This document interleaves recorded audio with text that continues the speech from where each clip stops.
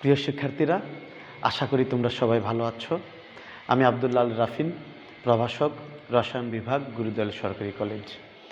আজ আমি তোমাদের সাথে বর্ণালিমিতি, এনএমআর এবং এমআরআই বর্ণালিমিতি নিয়ে আলোচনা করব। সবাই খাতা কলম নিয়ে বসবা, দায়িত্বের সাথে এবং গুরুত্বের সাথে ক্লাসটা করবা। কেমন? অনেক মজার একটা টপিক, পরীক্ষায় প্রশ্ন হয়, জ্ঞানমূলক অনুধাবনমূলক প্রশ্ন বেশি আসে এখান থেকে। কেমন? যদি আমরা এই দুটা ওয়ার্ডকে আমরা ভাঙি, এই দুটা এনএমআর এবং এমআরআই, তাহলে আমরা পাবো এনএমআর বলতে nuclear magnetic resonance, NMR nuclear magnetic resonance. আর এমআরআই বলতে আমরা বুঝবো ম্যাগনেটিক রেজোনেন্স ইমেজিং। একটা জিনিস তোমরা মনোযোগ দিয়ে শুনবা, সেটা হচ্ছে এই দুইটা জিনিস এর বেসিক প্রিন্সিপাল বা প্রধান যে মূলনীতি সেটা একই। দুটো জিনিস একই মূলনীতির উপর প্রতিষ্ঠিত, কিন্তু তাদের দুইটার ব্যবহার দুই জায়গায়।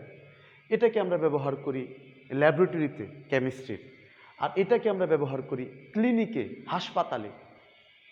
মানে এটা আমরা চিকিৎসার ক্ষেত্রে ব্যবহার করি, আর এটাকে আমরা গবেষণার কাজে ব্যবহার করি, কিন্তু দুইটা জিনিসের বেসিক প্রিন্সিপাল একই। এই দুটো জিনিসকে আমরা আজ বুঝবো। তা আমরা যদি এটা বাংলা করি তাহলে পাবো নিউক্লিয়ার তো নিউক্লিয়াস একই। নিউক্লিয়ার মানে নিউক্লিয়াস বোঝাচ্ছে এখানে। নিউক্লিয়ার ম্যাগনেটিক মানে চুম্বক, নিউক্লিয়ার চুম্বক। আর রেজোনেন্স মানে অনুরণন, বারবার একই জিনিস হওয়াকে আমরা বলি রেজোনেন্স, অনুরণন। এখানে আমরা ফ্রিকোয়েন্সি একসাথে, ফ্রিকোয়েন্সি মিলে যাওয়াটাকে আমরা বলবো রেজোনেন্স বা অনুরণন। আর এটার বাংলা যদি আমরা করি তাহলে পাবো চুম্বকীয় অনুরণনের মাধ্যমে ছবি।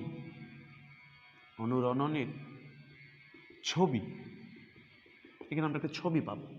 দুটো জিনিসের প্রিন্সিপাল একই। তা আমরা এই দুটারই বেসিক প্রিন্সিপাল নিয়ে আগে আলোচনা করব। তারপর তারা কিভাবে বস্তুকে শনাক্ত করে তা জানব। এই বর্ণালিমিতির মাধ্যমে আমরা পদার্থের গুণগত মান বিশ্লেষণ করতে পারি। গুণগত মান মানে পদার্থের প্রকৃতি বের করতে পারি। এটা কি পদার্থ তা জানতে পারি। যে কোনো একটা অজানা পদার্থ তোমাকে যদি দেয়া হয়, আর তুমি ওই পদার্থের মধ্যে তুমি যদি এনএমআর বর্ণালিমিতি চালাও, তাহলে ওই পদার্থের গুণগত মান, সে কি ধরনের যৌগ, তা তুমি বের করতে পারবা। এবং সবচেয়ে সফিস্টিকেটেড অত্যাধুনিক পদ্ধতি হচ্ছে এনএমআর। এর মাধ্যমে সূক্ষ্মভাবে পদার্থের প্রকৃতি বের করা যায়, ফাংশনাল গ্রুপ বের করা যায়, কার্যকরীমূলক যৌগটা কোন কার্যকরীমূলকের তা বের করা যায়। এক এক কার্যকরীমূলকের এক এক সিগন্যাল থাকে। খুবই মজার এই টপিকটা। আর চিকিৎসার ক্ষেত্রে এটার ব্যবহার অনেক। চিকিৎসা ক্ষেত্রে ব্যবহার কীভাবে সবাই তোমরা ইতিমধ্যে মনে হয় জানো। অনেক হাসপাতাল অথবা ক্লিনিকে এমআরআই মেশিন থাকে। এই মেশিন এর মধ্যে যখন পেশেন্টকে দেয়া হয়, তখন এই পেশেন্টের আমাদের মানবদেহের যে কোমল অংশগুলো কি, মানে মানবদেহের মস্তিষ্ক, লিভার, প্যানক্রিয়াস, তারপর পাকস্থলী, এই কোমল অংশের মধ্যে যদি তোমার টিউমার সেল থাকে, তাহলে সেই সেলের ছবিটা এমআরআই মেশিনের মাধ্যমে পাওয়া যায়। তো দুইটার প্রিন্সিপাল নিয়ে এখন তোমাদের সাথে একটু আলোচনা করবো। হ্যাঁ, তো সবাই খাতায় লিখে পড়বা। প্রথম কথা, এই বর্ণালিমিতিতে দুইটা শক্তি ব্যবহার করা হয়। বর্ণালিমিতি কি কি শক্তি? দুইটা এনার্জিকে আমরা ব্যবহার করব। একটা এনার্জি হচ্ছে ম্যাগনেটিক বা চুম্বক শক্তি, ম্যাগনেটিক ফিল্ড, চুম্বক শক্তি, প্রচণ্ড চুম্বক শক্তি দেওয়া হয়। এবং চুম্বক শক্তির মানকে আমরা টেসলা এককে প্রকাশ করি বি নট দ্বারা। চুম্বক ক্ষেত্র, প্রচণ্ড চুম্বক শক্তি দেওয়া হয়। আরেকটা শক্তি দেওয়া হয়, তা হচ্ছে ইলেকট্রোম্যাগনেটিক রেডিয়েশন বা তড়িৎ চুম্বকীয় বিকিরণ। আমরা জানি তড়িৎ চুম্বকীয় বিকিরণ কি? আমরা তড়িৎচুম্বকীয় বিকিরণ থেকে অনেক ধরনের রেডিয়েশন পাই, বিকিরণ পাই। তার মধ্যে সবচেয়ে বেশি শক্তির কি পাই? সবচেয়ে বেশি শক্তির পাই কসমিক রে, তারপরে পাই আমরা গামা রে, তারপরে পাই আমরা এক্স রে, তারপরে পাই আমরা ইউভি রে, তারপরে পাই আমরা ভিজিবল, দৃশ্যমান, তারপরে আমরা পাই আয়ার, তারপরে পাই আমরা রেডিও ওয়েভ, তারপরে আমরা পাই মাইক্রোওয়েভ। এই যে আমরা তড়িৎচুম্বকীয় বিকিরণ পাচ্ছি, তার মধ্যে এই রেডিও ওয়েভ বা বেতার তরঙ্গটা আমরা ব্যবহার করি এনএমআর মেশিনে বা এমআরআই মেশিনে। এখানে আমরা তড়িৎচুম্বকীয় বিকিরণের এই সকল বিকিরণকে আমরা ব্যবহার করব না। এখানে আমরা উচ্চ শক্তির রেডিও ওয়েভ বা বেতার তরঙ্গ প্রবাহিত, বেতার তরঙ্গ ফ্রিকোয়েন্সি। তাহলে এই জিনিসটা সবাই খাতায় নোট করো যে এনএমআর বা এমআরআই বর্ণালীতে আমরা দুই ধরনের শক্তিকে ব্যবহার করি। এখানে শক্তি অ্যাপ্লাই করতে হবে। শক্তি অ্যাপ্লাই করে বস্তুর নিউক্লিয়াসের প্রোটনকে উত্তেজিত করতে হবে। এনএমআর নিউক্লিয়াসের প্রোটনের মধ্যে হবে। এই জন্য এটার নাম দিচ্ছে নিউক্লিয়ার ম্যাগনেটিক রেজোনেন্স।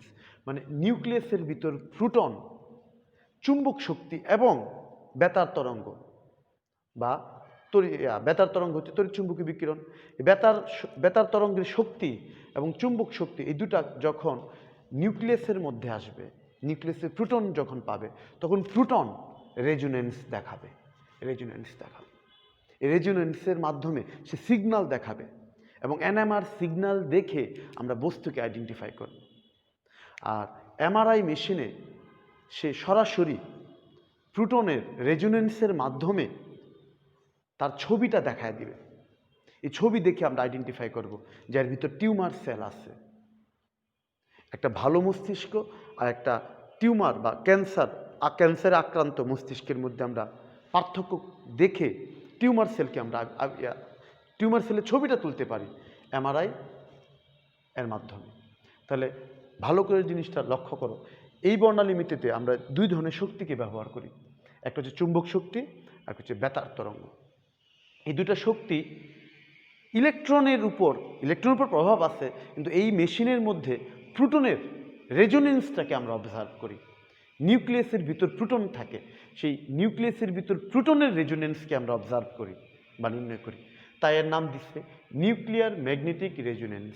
মানে এখানে নিউক্লিয়াসটা গুরুত্বপূর্ণ, পরমাণুর নিউক্লিয়াসটা গুরুত্বপূর্ণ। এই জিনিসটা সবাই নোট করো। আমি জিনিসটা মুছে দিলাম। এই দুই ধরনের শক্তিকে আমরা ব্যবহার করি, এই জিনিসটা তোমরা নোট করো। তড়িৎচুম্বকীয় বিকিরণে আমরা অনেক ধরনের শক্তি পাই, তার মধ্যে শুধু বেতার তরঙ্গটাকে আমরা ব্যবহার করব। তো কিভাবে হয় এটা? এটা হয়, ধরো এটা হচ্ছে একটা যৌগের পরমাণু নিউক্লিয়াস। তো নিউক্লিয়াস অনেকগুলো প্রোটন থাকে, নিউট্রন, প্রোটন, এভাবে প্রোটন আছে। এটা হচ্ছে নিউক্লিয়াস। পরমাণুর অনেকগুলো পরমাণু নিউক্লিয়াস যৌগ অবস্থায় আছে। এখানে তুমি যদি ম্যাগনেটিক ফিল্ড বা চুম্বক শক্তি অ্যাপ্লাই করো, এবং এর মধ্যে যদি তুমি বেতার তরঙ্গও দাও, বেতার তরঙ্গের যে শক্তি মাইক্রোওয়েভ ফ্রিকোয়েন্সি দাও, বেতার তরঙ্গ উচ্চ কম্পাঙ্ক যদি দাও, তাহলে দেখা গেল এই পরমাণুর প্রোটনগুলোর, আমরা জানি একটা পরমাণুতে নিউক্লিয়াস থাকে ধনাত্মক চার্জযুক্ত, তার চারদিকে ইলেকট্রন রিভলভিং অ্যারাউন্ড নিউক্লিয়াস, ইলেকট্রনগুলো নিউক্লিয়াসের চারদিকে ঘুরতেছে। তাহলে এর ভিতর যে প্রোটন আছে, সেই প্রোটন ধনাত্মক চার্জযুক্ত। সেই প্রোটন এই চুম্বক শক্তি এবং বেতার তরঙ্গ দ্বারা এই প্রোটনের মধ্যে রেজোনেন্স তৈরি হবে, তার ভাইব্রেশন, কম্পন তৈরি হবে। সে কম্পন দুই ধরনের। সে কম্পনটা নিয়ে তোমাদের সাথে আলোচনা করব। কম্পনটা নিয়ে কীভাবে আলোচনা করব দেখো। আমি যদি ধরি এটা একটা পরমাণু নিউক্লিয়াস, তাহলে তার ভাইব্রেশন, সে যদি ভাইব্রেটেড হয় ঘড়ি কাঁটার দিকে, ক্লক ডাউন, ঘড়ি কাঁটার দিকে যদি ভাইব্রেটেড হয়, তাহলে তার দিক হবে নিচের দিকে, ক্লক ডাউন নেগেটিভ, এবং তার স্পিনকে আমরা বলবো -12। আরেকটা স্পিন হবে এরকম, এটা হচ্ছে নিউক্লিয়াস, এটা হচ্ছে নিউক্লিয়াস, সরি এটা হচ্ছে নিউক্লিয়াসের প্রোটনের এটা ঊর্ধ্বমুখী হবে। ঘড়ি কাঁটার বিপরীত দিকে যদি স্পিন হয়, তাহলে ঘড়ি কাঁটার দিকে যদি স্পিন হয়, তাহলে প্রোটনের ঘড়ি কাঁটার দিকে যদি স্পিন হয়, তাহলে প্রোটনের দিক হবে নিম্নমুখী। আর ঘড়ি কাঁটার উল্টা দিকে যদি স্পিন হয়, তাহলে তার দিক হবে ঊর্ধ্বমুখী প্লাস হাফ। কেন ঊর্ধ্বমুখী, কেন নিম্নমুখী তা নিয়ে আলোচনা করব।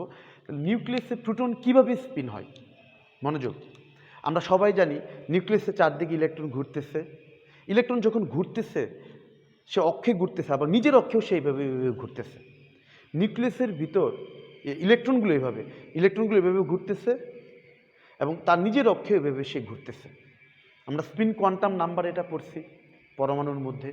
কিন্তু এখানে নিউক্লিয়াসের ভিতর প্রোটনগুলো এই ম্যাগনেটিক এনার্জিতে এবং বেতার তরঙ্গ এবং চুম্বক শক্তির প্রভাবে নিউক্লিয়াসের মধ্যে প্রোটনগুলো কিভাবে ঘুরবে, সেই ঘূর্ণনের নিয়ম হচ্ছে দুইটা। একটা নিয়ম হচ্ছে তোমরা যদি একটা কলম, সবাই কলম হাতে নিয়ে দেখতে পারো, কলম হাতে নিয়ে তোমরা যদি ঘড়ি কাঁটার দিকে ঘোরাও, তো ক্লক ঘড়ি কাঁটার দিকে ঘোরাইলে স্ক্রুটা নিচের দিকে যায়, ক্লক ডাউন, আর নিচের দিকে গেলে সেটা হচ্ছে নেগেটিভ। এটা হচ্ছে নেগেটিভ। তাই ঘূর্ণনটা কি, ঘড়ির কাঁটার দিকে, ঘড়ির কাঁটার দিকে দিকে তাই এটা নিচের দিকে। আমরা এটাকে রুল করব এভাবে যে ক্লক ডাউন ডাউন নেগেটিভ, তাই স্পিন কি হচ্ছে মাইনাস। আর এখানে আমরা যদি একটা হাতে স্ক্রুকে নিয়ে ঘুরে কাঁটা উল্টা দিকে ঘোরাই, anti clockwise, anti up, screw উপরের দিকে যাবে। তুমি একটা স্ক্রুকে ঘুরে কেটে বিপরীত দিকে ঘোরাও, তো এন্টি ক্লকওয়াইজ যদি ঘোরাও, তো স্ক্রুটা উপরের দিকে যাবে, এন্টি আপ, আর উপরের দিকে যাওয়া মানে কি পজিটিভ। এটা ঘুরে কাটার বিপরীত দিকে, ঘড়ির কাটার বিপরীত দিকে, তাহলে এটার ক্ষেত্রে হবে anti up positive, anti up positive. তাহলে এই দুইটা স্পিন পাওয়া যাবে প্রোটনের। এই দুইটা স্পিন কার, নিউক্লিয়াসের ভিতর প্রোটনের স্পিন। কিভাবে স্পিনটা হবে, বাহ্যিক বেতার তরঙ্গ এবং বাহ্যিক ম্যাগনেটিক এনার্জি বা ম্যাগনেটিক ফিল্ড এনার্জি, চুম্বক শক্তি, বাইরে থেকে চুম্বক শক্তি, বেতার তরঙ্গের শক্তি এবং চুম্বক শক্তি যদি প্রয়োগ করা হয়, তাহলে পরমাণু নিউক্লিয়াস প্রোটন এর ঘূর্ণন দুই দিকে হবে। একটা ঘড়ি কাঁটার দিকে হলে কি, তার দিক হবে নিচের দিকে, ক্লক ডাউন নেগেটিভ, আর একটা ঘড়ি কাঁটার উল্টা দিকে সেটা উপরের দিকে হবে। তো এই দুইভাবে তাদের ঘূর্ণন হবে। একটা ঘড়ি কাঁটার দিকে ক্লক ডাউন নিচের দিকে হবে, আর একটা ঘড়ি কাঁটার উপরের দিকে, ঘড়ি কাঁটার বিপরীত দিকে তার দিক হবে উপরের দিকে, এন্টি আপ পজিটিভ। এই দুটো স্পিন পাবো। এখন এই দুটো স্পিন যখন অতিরিক্ত শক্তি দেওয়া হয়, তখন এটা লাঠিমের মতো ঘুরতে থাকে, এভাবে লাঠিমের মতো ঘুরতে থাকে এবং এরা দুইটা ভিন্ন শক্তি স্তরে ভাগ হয়ে যায়। কীভাবে ভাগ হয়ে যায় তা আমি এখন আরেকটা চিত্রের মাধ্যমে দেখাচ্ছি।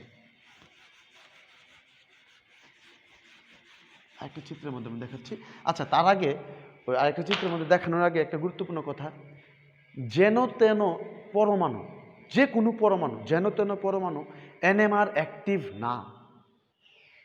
স্যার বুঝি নাই কথার অর্থ হচ্ছে, আমি যে কোনো একটা পরমাণু নিলাম, সে কি এনএমআর সিগন্যাল দিবে না। সেই পরমাণুই এনএমআর সিগন্যাল দিবে যাদের মধ্যে পারমাণবিক ভর অথবা পারমাণবিক সংখ্যার মধ্যে বেজুর জিনিসটা থাকে। অর্থাৎ আমি যেটা বুঝাতে চাচ্ছি, এই যৌগগুলো হাইড্রোজেন 1 কার্বন 6 13, তারপর নাইট্রোজেন 7 14, তারপর ফ্লুরিন 9 19, এই পরমাণুগুলো এনএমআর অ্যাক্টিভ বা এনএমআরের প্রতি সাড়া দেবে। কিন্তু আমি যদি বলি অক্সিজেন O816, এটা এনএমআরের প্রতি সিগন্যাল দিবে না। তো এনএমআর সিগন্যাল দেওয়ার পূর্ব শর্ত, এটা কিন্তু এমসিকিউ তো প্রচুর আসে, কারা এনএমআর সিগন্যাল দিবে। তো পূর্ব শর্ত হচ্ছে পারমাণবিক ভর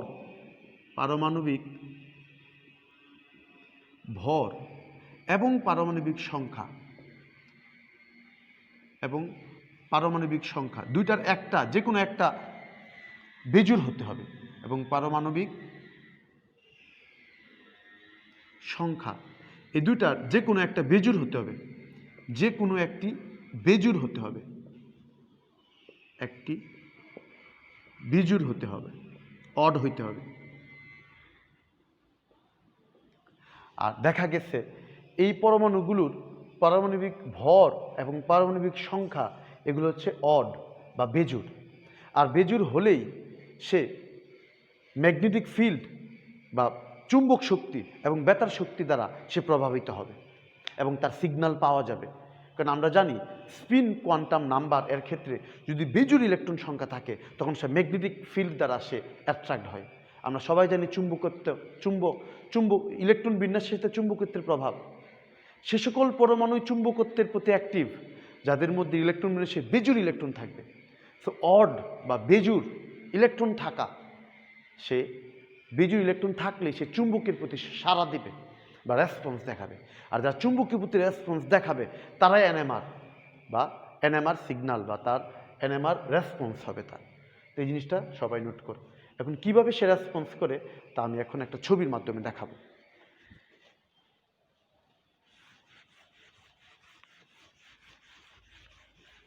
ছবিটা হচ্ছে এরকম। ধরো যখন আমি ম্যাগনেটিক ফিল্ড অ্যাপ্লাই করব না তখন পরমাণুর প্রোটনগুলো এইভাবে থাকবে, তার নিজ অক্ষে এটা এন্টি আপ পজিটিভ, ঘুরে কাটার বিপরীত দিকে উপরের দিকে স্পিনটা প্লাস হাফ। আর আরেকটা প্রোটন এর স্পিন নিচের দিকে clock down negative, clock down negative, এটার স্পিন হচ্ছে নিচের দিকে মাইনাস হাফ। তো এখানে আমরা বাহ্যিক চুম্বকত্ব প্রয়োগ করি নাই, এটা হচ্ছে যখন উইদাউট এক্সটার্নাল ম্যাগনেটিক ফিল্ড বাইরে থেকে যখন আমি চুম্বকত্ব প্রয়োগ করব না তখন তারা নিজেদের অক্ষে ভাইব্রেট হতে থাকবে, কম্পিত হতে থাকবে। যৌগের মধ্যে প্রোটনগুলো কি ভিতরে কি তারা কম্পিত হতে থাকবে। কখন কম্পিত হতে থাকবে? যখন আমি বাইরে থেকে কোনো ধরনের ম্যাগনেটিক ফিল্ড দিলাম না। কিন্তু যদি আমি এখানে বাইরে থেকে ম্যাগনেটিক ফিল্ড দেই, যদি আমি এখানে এনার্জি, ম্যাগনেটিক এনার্জি এবং বেতার তরঙ্গ দিয়ে অ্যাপ্লাই করি, এখানে যদি আমরা বেতার তরঙ্গ এবং ম্যাগনেটিক ফিল্ড, চুম্বক শক্তি, উচ্চ চুম্বক শক্তি দেখা যায় 3 থেকে 10 টেসলা এত মানের খুব উচ্চ মানের চুম্বক শক্তি যদি দেওয়া হয়। আর এখানে মেগাহার্জ এককে, যেমন আমি যদি এখানে 10,000 অথবা 5,000 মেগাহার্জ খুব উচ্চ মানের বেতার তরঙ্গ দেই এবং খুব উচ্চ মানের চুম্বক শক্তি দেই, তাহলে এই প্রোটনগুলো যারা বাইরে থেকে কোনো এনার্জি দেই নাই তখন তাদের যে স্পিনিং ছিল, তাদের যে ঘূর্ণন ছিল, তা দুইটা ভাগে বিভক্ত হয়ে যায়। একটা উচ্চ শক্তি পাই, আর আমরা সবাই জানি যত উচ্চ শক্তি তত অস্থিতিশীল। তখন এই উচ্চ শক্তি হচ্ছে আনস্টেবল স্টেট বা অস্থিতিশীল অবস্থা লাভ করে একটা স্পিন, এটাকে আমরা বলি প্যারালাল স্পিন।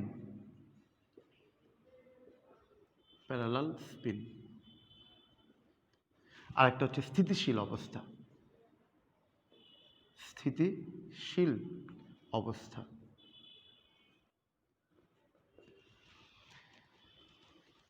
একটা অস্থিতিশীল অবস্থা হবে, একটা স্থিতিশীল অবস্থা হবে। দেখা যায় মাইনাস হাফ যেটা উপরের দিকে যাবে, মাইনাস হাফ, এটাকে আমরা বিটা দ্বারা প্রকাশ করি, বিটা। আর নিচে থাকবে প্লাস হাফ, এটাকে আমরা আলফা দিয়ে প্রকাশ করি। আর এই দুটার মধ্যে যে গ্যাপ তা হচ্ছে ডেল ই হচ্ছে beta minus alpha equal h new.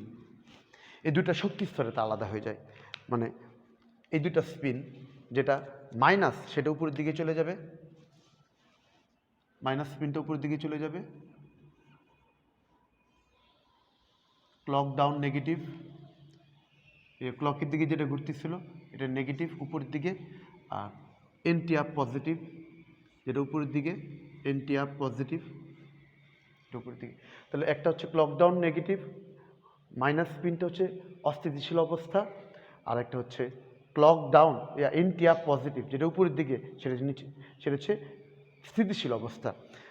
আর দেখা যায় এটা হচ্ছে প্যারালাল অবস্থায় থাকে, এটা হচ্ছে অ্যান্টি প্যারালাল অবস্থায় থাকে, মানে এটা চুম্বকের দিকে থাকে, এটা চুম্বকের বিপরীত দিকে থাকে।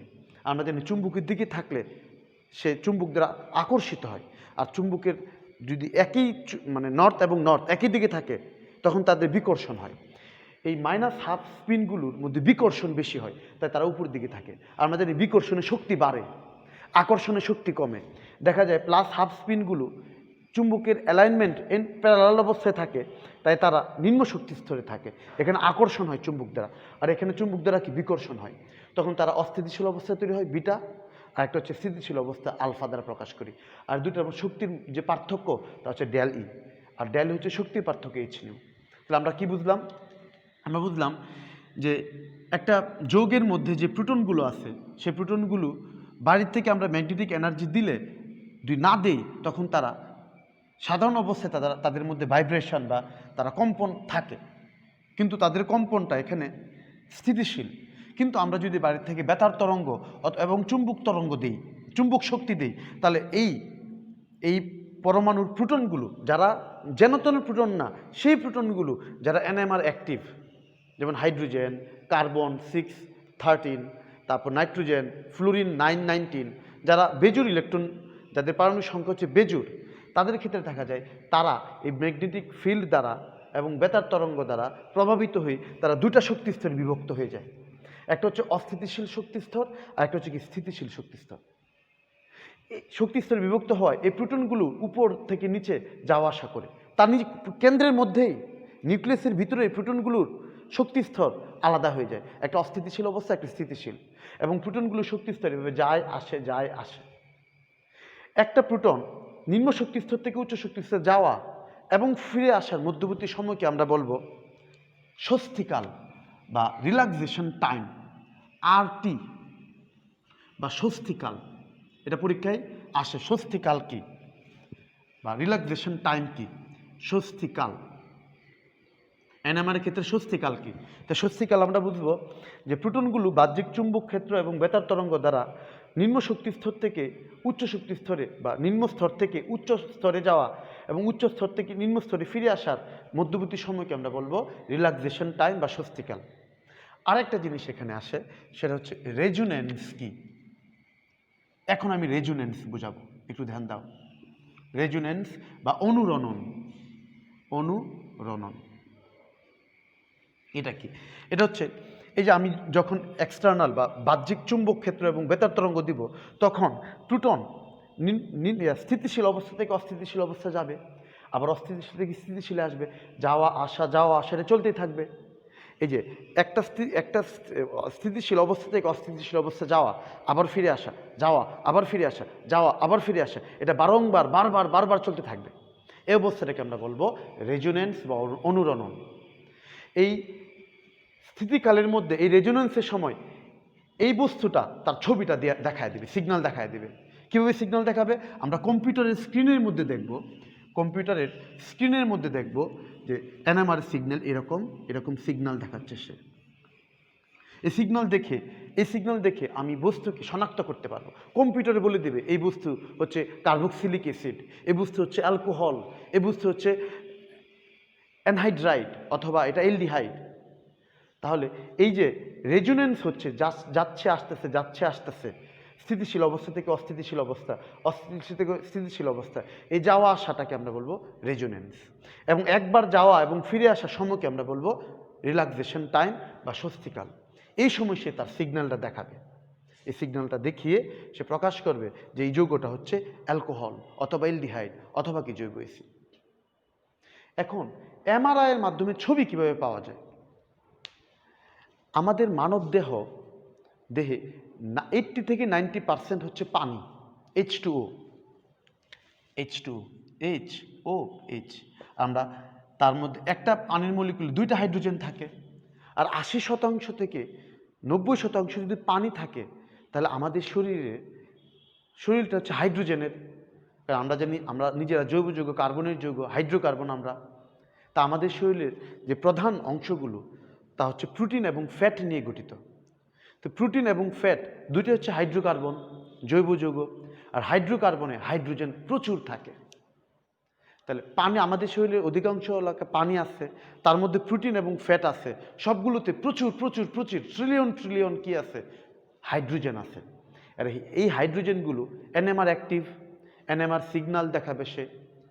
এমআরআই মেশিনের ভিতর আমাদের মস্তিষ্কের ভিতর যদি টিউমার থাকে, তাহলে মস্তিষ্কের যেই কোষগুলো আছে, টিস্যুগুলো আছে, সেই টিস্যুর কোষগুলো হাইড্রোজেন দিয়ে গঠিত। সেই হাইড্রোজেনগুলো বাইরের যেই ম্যাগনেটিক এনার্জি এবং বাইরের যেই বেতার তরঙ্গ, তার দ্বারা প্রভাবিত হয়ে প্রোটনগুলো হাইড্রোজেনের স্থিতিশীল থেকে অস্থিতিশীল হয়, অস্থিতিশীল থেকে আবার স্থিতিশীল, এবার বারবার যাওয়া আসা করে। যাওয়া আসার সময় সে তার ছবিটা কম্পিউটারে দেখায় দেয়, এবং এই ছবিটা দেখে আমরা আইডেন্টিফাই করি যে এর ভিতর কোনো টিউমার সেল আছে কিনা। যেখানে টিউমার থাকে সেই জায়গাটার ঘনত্ব বা ঘনমাত্রা বেশি থাকে। ফলে একটা ভালো মস্তিষ্ক আর একটা টিউমারযুক্ত মস্তিষ্কের মধ্যে অনেক পার্থক্য থাকে। যেখানে টিউমার থাকে সেখানে পানির কনসেন্ট্রেশনটা বেশি থাকে, ঘনমাত্রাটা বেশি থাকে, তাই তার ইমেজটা আলাদাভাবে দেখা যায়। এভাবে আমরা চিকিৎসা বিজ্ঞানে এমআরআই যন্ত্রের মাধ্যমে মানবদেহের কোমল অংশের ছবি দেখে আমরা ক্যান্সার কোষকে বা টিউমার সেলকে আইডেন্টিফাই করতে পারি। এই এনএমআর বর্ণালীমিতি মধ্যে যেই প্রশ্নগুলো হয় পরীক্ষায়, তা হচ্ছে এটা, এই স্বস্তিকালটা কী বা রিল্যাক্সেশন টাইমটা কী আর অনুরণনটা কী। আমরা বলবো যে এনএমআর মেশিনে বা পরমাণুর প্রোটনগুলো যখন বাহ্যিক চুম্বক ক্ষেত্র এবং বেতার তরঙ্গ দেওয়া হয়, তখন তার দুটা স্পিন থাকে, একটা ঊর্ধ্বমুখী একটা নিম্নমুখী। এই দুটা স্পিন দুটা শক্তি স্তরে আলাদা হয়ে যায়। একটা স্থিতিশীল অবস্থা, এটা হচ্ছে চুম্বক দ্বারা আকর্ষিত হয়, প্লাস হাফটা, তাই স্থিতিশীল অবস্থা। এটা চুম্বক দ্বারা বিকর্ষিত হয়, তাই এটা হচ্ছে মাইনাস হাফ অংশটা, এটা অস্থিতিশীল অবস্থা। আমরা জানি বিকর্ষণের শক্তি বাড়ে, আর যত তোমার শক্তি ততই তুমি অস্থিতিশীল। এই অস্থিতিশীল এবং স্থিতিশীল অবস্থার মধ্যে বারবার প্রোটনের এভাবে যাওয়া আসাটাকে আমরা বলবো রেজোনেন্স, এবং সময়টাকে বলবো রিল্যাক্সেশন টাইম। এভাবে আমরা এনএমআর সিগন্যাল পাই এবং এমআরআই ছবি পাই, যার মাধ্যমে আমরা চিকিৎসা ক্ষেত্রে এবং গবেষণা করে পদার্থের প্রকৃতি এবং টিউমার সেলকে আমরা শনাক্ত করতে পারি। এই জিনিসগুলো খুবই গুরুত্বপূর্ণ এবং এই বর্ণালীমিতি থেকে প্রশ্ন পরীক্ষায় আসে। আজ এই পর্যন্তই ক্লাসটা তোমরা বারবার রিপিট করে দেখবে, তাহলে ভালো করে বুঝবে। কেমন? আল্লাহ হাফেজ, সবাই ভালো থাকবে।